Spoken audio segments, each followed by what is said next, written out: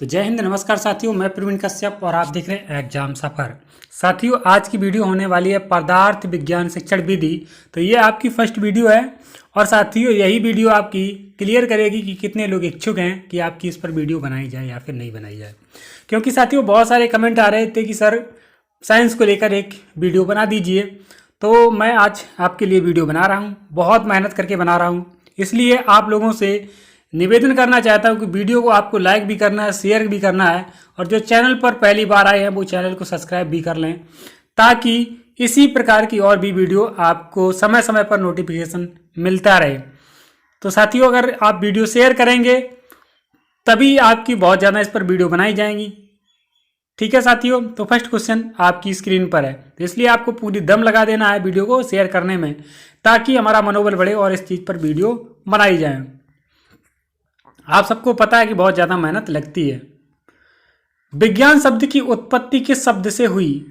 तो साइंसटिया। किससे? साइंसटिया शब्द से विज्ञान शब्द की उत्पत्ति हुई।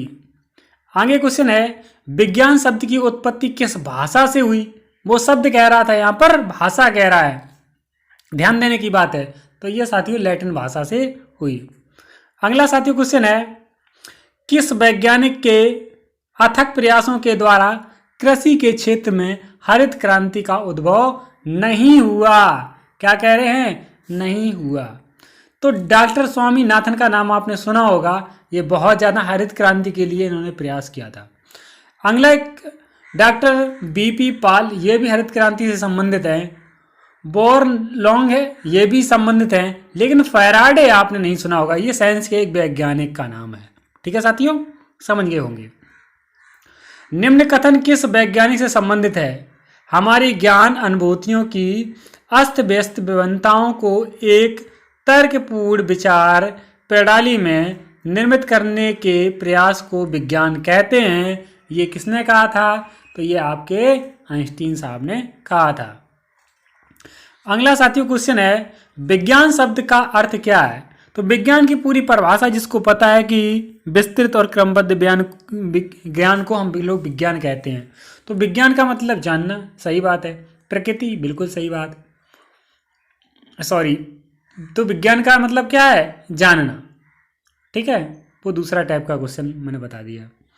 तो विज्ञान शब्द का अर्थ क्या है? जानना। विज्ञान शब्द का अर्थ जानना है, किसी के बारे में जानना विज्ञान है।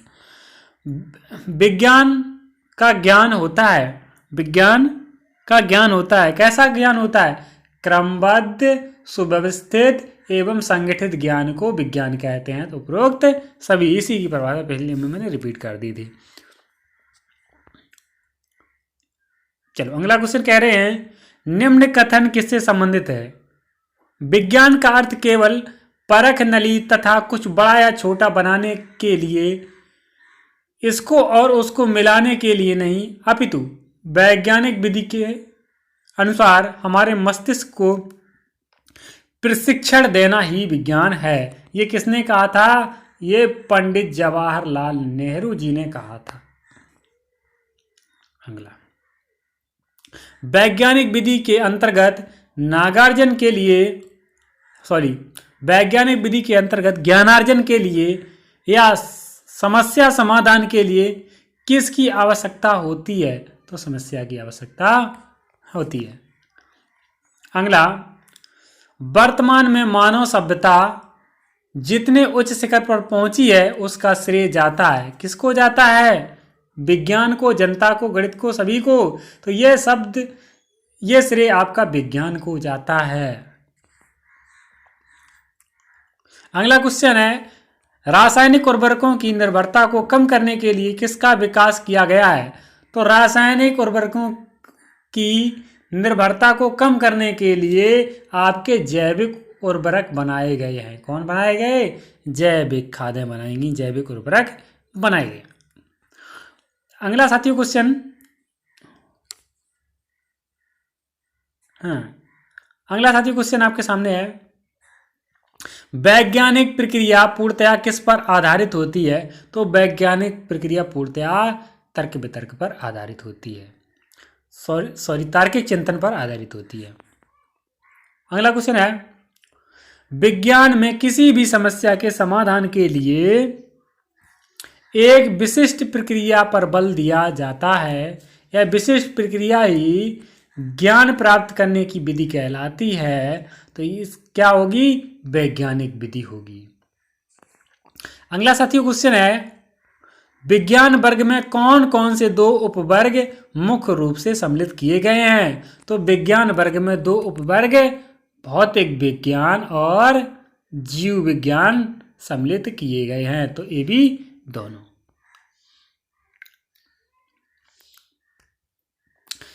विज्ञान किस प्रकार के निष्कर्षों की खोज में रहता है? तो विज्ञान जो है परिमाणवाची निष्कर्षों की खोज में रहता है। अगला साथी क्वेश्चन है, छात्रों को कम से कम सूचनाएं दी जाती हैं और उन्हें अधिक से अधिक ज्ञान करने के लिए प्रेरित किया जाता है। तो ये क्या कहलाता है? अन्वेषण कहलाता है। अगला साथियों है, विज्ञान की प्रगति किस पर निर्भर करती है? तो विज्ञान की प्रगति जो है समस्या पर, अच्छे संबंधों पर, अच्छे मापकों पर, विचार पर। तो इसका सही आंसर होगा अच्छे मापकों पर निर्भर करती है। अगला साथियों क्वेश्चन है, संष्टिया शब्द का अर्थ है? तो संष्टिया शब्द का अर्थ है ज्ञान। विज्ञान का अर्थ भी क्या है? ज्ञान, जानना। वैज्ञानिक केवल जिनकी खोज में रहता है। तो वैज्ञानिक किसकी खोज में रहता है? असत्य की, गणितीय संक्रियाओं की, भावनाओं की, सत्य की। तो वैज्ञानिक सत्य की खोज में रहता है कि भैया जो चीज है वो विज्ञान के माध्यम से सत्य प्रूफ हो जाए, बस। अगला साथियों क्वेश्चन आपके सामने है,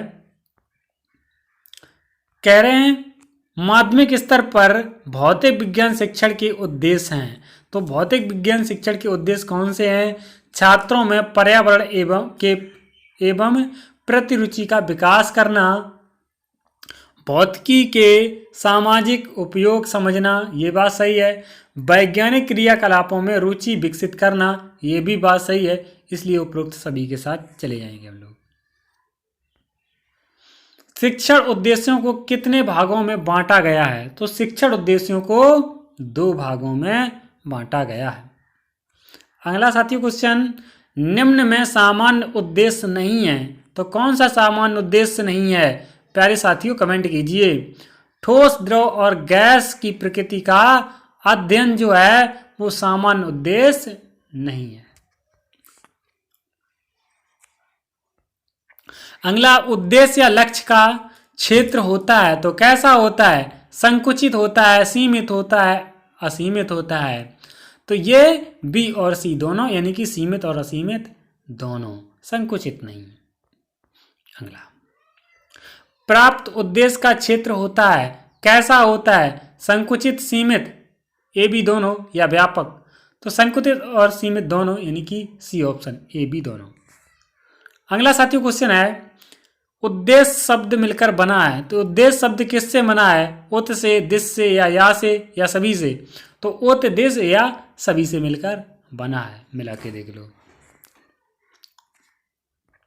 उद्देश्य या लक्ष्य की अवधि होती है, यहां पर होती है, होनी चाहिए। तो साथियों कमेंट कीजिए कितनी अवधि होती है? दीर्घकालिक होती है, अल्पकालिक होती है, तात्कालिक होती है, ज्ञात नहीं की जा सकती। तो इसका सही आंसर होगा दीर्घकालिक। अगला क्वेश्चन है साथियों, निम्न में किसका मापन और मूल्यांकन संभव नहीं है? तो उद्देश्य या लक्ष्य का मूल्यांकन संभव नहीं है। अगला क्वेश्चन, अनुदेशात्मक उद्देश्यों को लिखते समय निम्न बिंदुओं को ध्यान में रखना चाहिए। तो कौन से बिंदुओं को ध्यान में रखना चाहिए? विषय वस्तु का चुनाव, सही बात है। विशिष्ट उद्देश्यों का चुनाव, सही बात है। कक्षा कक्ष की नीतियों का सही निर्धारण करना चाहिए, यह भी बात सही है। तो उपरोक्त सभी। अगला साथी क्वेश्चन है, लक्ष्य शब्द किस शब्द से बना है? तो लक्ष्य शब्द लक्षित से मिलकर बना है। अगला साथी क्वेश्चन है, निम्न में विशिष्ट उद्देश्य नहीं है। तो विशिष्ट उद्देश्य कौन सा नहीं है? विद्यार्थी में सृजनात्मक सोच का विकास करना ये विशिष्ट उद्देश्य नहीं है। अगला, उद्देश्य लक्ष्य का स्रोत नहीं है तो कौन सा? मनोवैज्ञानिक। अगला क्वेश्चन साथियों है, प्राप्त उद्देश्य की प्राप्ति की जिम्मेदारी प्रायः किसकी होती है? तो ये होती है शिक्षक की जिम्मेदारी। किसका स्रोत मुख्यतः मनोविज्ञान होता है? तो किसका? प्राप्त उद्देश्य का। अगला साथियों क्वेश्चन है, विज्ञान शिक्षण में उद्देश्यों के निर्धारित करने के लिए किस बिंदु पर ध्यान नहीं दिया जाता है? तो व्यवस्था पर ध्यान नहीं दिया जाता है। अगला क्वेश्चन साथियों, कक्षा 8 की भौतिकी से कार्बन और उसकी यौगिक प्रकरण के लिए ज्ञानात्मक उद्देश्य नहीं है तो कौन सा ज्ञानात्मक उद्देश्य नहीं है? छात्र कार्बन के यौगिकों की जांच कर सकें। क्या कह रहे हैं? तो इसका सही आंसर क्या होगा? छात्र कार्बन के यौगिकों की जांच कर सकें, गे, यानी कि बी ऑप्शन करेक्ट हो जाएगा। अगला कह रहे हैं साथियों, अगला क्वेश्चन साथियों आपके सामने है, कक्षा 8 की भौतिकी से कार्बन और उसके यौगिक प्रकरण के लिए अनुप्रयोग नहीं है तो किसका अनुप्रयोग नहीं है? छात्र कार्बन के विभिन्न यौगिकों के उदाहरण दे सकेंगे, ये नहीं है। तो साथ थैंक यू फॉर वाचिंग। आज की वीडियो को यहीं रखते हैं, इतने क्वेश्चनों को रखते हैं। अगली वीडियो में कमेंट कीजिए कि कितने क्वेश्चनों को समाप्त किया जाए, वीडियो कितने लॉन्ग टाइम की होनी चाहिए, और साथ ही वीडियो को लाइक शेयर और सब्सक्राइब करना है, तभी अगली वीडियो बनाई जाएगी, अन्यथा इस पर वीडियो नहीं बनाई जाएगी। थैंक यू फॉर वॉचिंग, मिलते हैं नेक्स्ट।